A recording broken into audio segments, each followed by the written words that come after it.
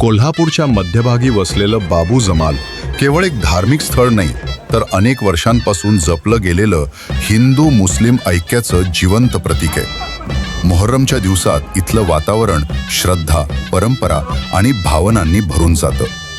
विविध धर्मांचे लोक एकत्र येऊन एकमेकांच्या श्रद्धेचा आदर करतात आणि एकोप्याचा संदेश देतात. कलंदर पंजा आणि खाई यांसारख्या परंपरा या उत्सवाचं सांस्कृतिक आणि ऐतिहासिक महत्त्व अधिक अधोरेखित करतात. श्रद्धा वेगवेगळ्या असल्या तरी माणुसकी मात्र एकच असते आणि बाबू जमाल आजही त्याच एकोप्याची ओळख जपून आहे.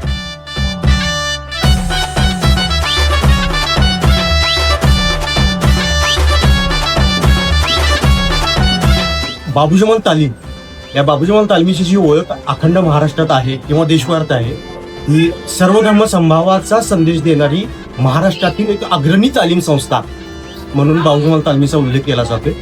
या बाबू जमाल तालमीच्या याच्यामध्ये मोहरममध्ये हजरत पीर नाल्या हैदर कलंदर साहेब या पीर पंजाची प्रतिष्ठापना होते. आपण मागं जे बघता हे नाल्या हैदर पीर पंजा प्रतिष्ठापित झालेला दिसतोय. हा जो मूळचा पीर पंजा आहे हजरत पीर नाल्या हैदर कलंदर साहेब, हे छत्रपती शाहू महाराजांचे सरदार जोबानंदा जाधव सरकार यांच्या घराण्यात वारसानं बसत होता. तिथं त्याचं जास्त लोकांचा श्रद्धा त्याच्यावर वाढायला लागली. त्यावेळेला छत्रपती शाहू महाराजांनी त्यांना इकडे बसायला हा जो शामियाना म्हणजे सभामंडप हा उभा करून दिला. हा सभामंडप उभा करून देतानाच ही पीर पंजाची प्रतिष्ठापना होताना शोभेच्या वस्तू आणि हे करताना त्यांनी ह्या वरती आपण ह्या ज्या हंड्या दिसत आहेत वरती, या हंड्या गोळे आणि पंजावर जे किनकाम नावाचं जे कापड आहे जे सोन्याचं जरी कामाचं आहे, हे जरी कामाचं कापड त्यांनी दिलेलं आहे. आणि हा पीर पंजा इथं मोहरममध्ये प्रतिष्ठापित होतो. कोल्हापुरातील तथा महाराष्ट्रातील सर्व धर्म समभावाचं प्रतीक आणि सर्व धर्मियांचं श्रद्धास्थान म्हणून हे आहे. आणि सर्व लोक आम्ही हे गुण्या गोविंदानं हा सण साजरा करतो. हिंदू समाज ला मुस्लिम समाज तू बाबू आणि हिंदू समाज मुस्लिम समाजाला तू जमाल असं म्हणत एकमेकाच्या खांद्यावर हात ठेवून आम्ही एकमेकांच्या याच्यामध्ये हा गुण्या गोविंदानं सर्व धर्म समभावाचा संदेश अखंड महाराष्ट्राला दिलेला आहे. असाच सर्व धर्म समभावाचा हा संदेश महाराष्ट्रात जावा आणि सर्व धर्मीय गुण्या गोविंदानं राहावेत अशी आम्ही हजरत पीर नाल्या हैदर कलंदर साहेबांसमोर प्रार्थना. सदर जो काय बाबू जमाल पंजाब असतो त्याचं व्यवस्थापन हे जाधव कसबेकर घराण्याकडं फार पूर्वीपासून आहे. शाहू राजांनी जे काय आम्हाला दिलेली जे काय परंपरा आहे की बाबा ह्या पीराचं व्यवस्थापन हे जाधव कसबेकर कुटुंबांनी करायचं आहे. तेव्हापासून गेले 100 ते 150 वर्ष याची परंपरा पूर्णपणे जाधव कसबेकर घराण्याकडे आहे. आणि त्याचं जे काय व्यवस्थापन जाधव कसबेकर घराण्याकडे असून पूजक म्हणून आमचे संयत हे गेले 100 ते 150 वर्ष आम्ही एकमेकाचं अगदी भावाप्रमाणे त्या कलंदर हजरत बाबू जमालची सेवा करत आलेलो आहे. आणि हिंदू मुस्लिम आणि सर्व धर्मीय धर्मासाठी हा एक चांगला आदर्श आहे की बाबा कुठल्याही प्रकारचा कुठलाही गोंधळ नाही किंवा काही नाही, की बाबा ऐक्य भावनेनं आम्ही हा सण साजरा करतो. त्याशिवाय 30 वर्षातून एकदा गणेश उत्सव आणि पुन्हा पीर मोहरम हे एकत्र येतात. त्यावेळेला देखील कुठल्याही प्रकारचा गोंधळ वगैरे न करता अगदी व्यवस्थापन पद्धतीनं आम्ही याची परंपरा अगदी व्यवस्थित जपलेली आहे. यापुढेही जपणार आहोत.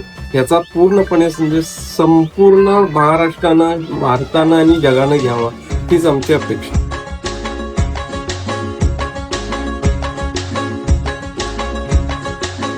तेरी रहमत के साए तेरे दीवाने आए, तेरी चौखट पे अपनी तकदीर लाए.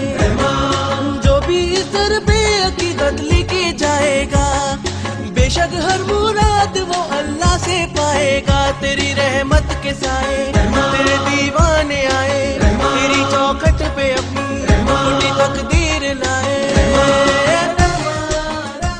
नमस्कार, अस्सलाम वालेकुम. माझं नाव अमीन बशीर झारी उर्फ बालमबाई.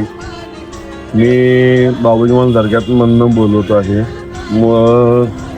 चंद्रदर्शन झाल्यानंतर कुदळ मारली जाते. मोहरम आणि इस्लामी धर्मात सुरुवात होते, म्हणजे नववर्ष सुरुवात होते. आणि माझ्या मागं बघायला लागलाय तुम्ही खाई, ही कोल्हापूर जिल्ह्यातली मानाची खाई मानली जाते. बाबूजमाल दर्ग्याची खाई मानली जाते याला. आणि या खाईमध्ये कमीत कमी 100च्या वर मन लाकूड जळायला जातो दिवसभर. म्हणजे भाविक येतात, ज्या लोकांनी मागून घेतलेल्या वगैरे मन्नत वगैरे मागितलेली आहे ती पूर्ण करण्यासाठी कोण हात पाय टाकतात, कोण डोळे टाकतात, चामकूळ चांदीची सगळी वस्तू टाकली जाते, घोडी टाकली जातात यामध्ये, ज्यांची मन्नत पूर्ण झालेली आहे. आणि संध्याकाळी 7च्या नंतर खाई पेटवली जाते. त्यानंतर जे निखारा जो पडला जातो त्या निखारातनं भाविक उड्या मारून आपलं मनोवक्त हे करतात. आणि यातनं जी जाणारी जी लोक आहेत त्यांचं जे काय मागं जे काय पिढा असतील ती सगळी त्यांचं म्हणणं आहे की त्यांचं मानलं जाते की बाबा जे आमच्या मागे जी पिढा आहे या खाईमध्ये जळली जाते.